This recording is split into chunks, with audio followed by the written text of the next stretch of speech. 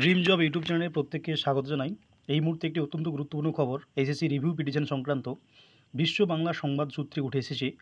এখানে বলা হয়েছে যে চাকরি বাতিল মামলার রায় পুনর্বিবেচনার আবেদন কি শুনবেন না প্রধান বিচারপতি সঞ্জীব খান্না। কারণ আমরা জানি আগামীকাল অর্থাৎ মঙ্গলবার সঞ্জীব খান্না অবসর নিচ্ছেন এবং বুধবার থেকে সম্ভবত নতুন বিচারপতি প্রধান বিচারপতি আসবেন। তাই তাঁর এজলাসে হয়তো রিভিউ পিটিশন সংক্রান্ত এই মামলাটি উঠতে নাও পারে বলে বিশ্ব বাংলা সংবাদ সূত্রে আমরা জানতে পারছি।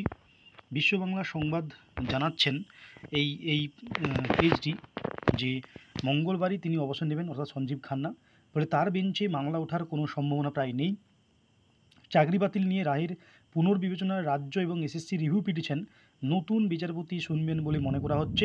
তবে কোন বেঞ্চে শুনানি হবে তা এখনও নির্ধারিত হয়নি।